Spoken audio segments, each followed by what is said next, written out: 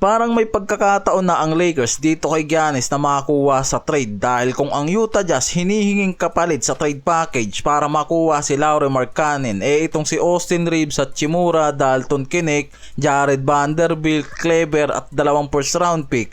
May mga report naman ngayon na lumalabas na itong si Giannis nag-request ng trade dito sa Milwaukee Bucks, kaya kung totoo yung report na to, bakit nga raw ipipilit pa ng Lakers ang pagkuha kay Lauri Markkanen? At mauubusan sila ng asset dahil all-in nga yung trade package para dito. Kung kaya naman nga raw na lang ibigay yung asset na yan sa Bucks para makuha itong si Giannis at maging realistic ang championship mode nila kasama si Luka at Lolo Bron. Si Giannis sa Bucks mayroong pinirmahang 3 years extension noong 2023 na nagkakahalaga ng 186 million.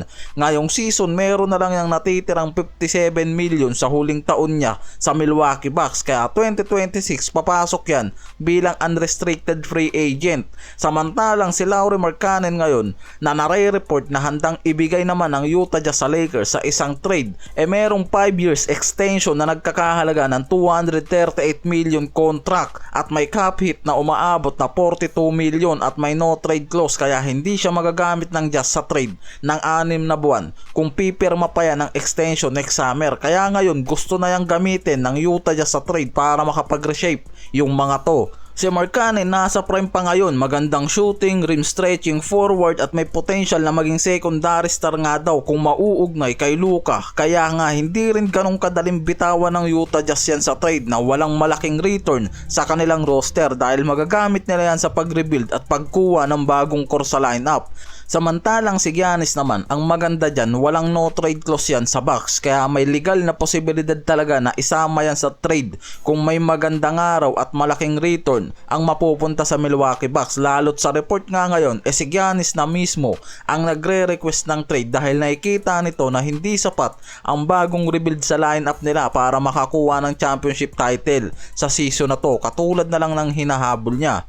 Si Giannis, superstar, all-star at MVP contender, kaya sobrang laki ng market value niya na higit pa sa meron siya sa salary contract niya. Kaya sobrang hirap sa mga teams na makuha yan sa trade kung walang malaking value asset at mga role player na kasama sa trade package. Si Giannis ang dream trade talaga ng Lakers, lalo na nang makuha nila itong si Luka dahil pwede nga raw makabuo yung mga to ng superstar duo kung sakali man na magretiro man itong si LeBron. Luka plus Giannis sa Lakers, legit na contender at malinaw na nasa championship title ang aabuti ng mga to sa future kung sakaling maiugnay nga ng Lakers itong si Giannis plus ngayon na may LeBron pa. Halos hindi na naiiba to kay Lauri Markkanen na isa rin talaga sa power forward star na gustong makuha ng Lakers sa trade ngayon dahil nga nakikitang magiging perfect fit ito sa Lakers kasama nga itong si Luka at LeBron. Sa top 5 best trade package naman na pwedeng ibigay ng Lakers sa Bucks sa laking demand na hinihingi ng mga to,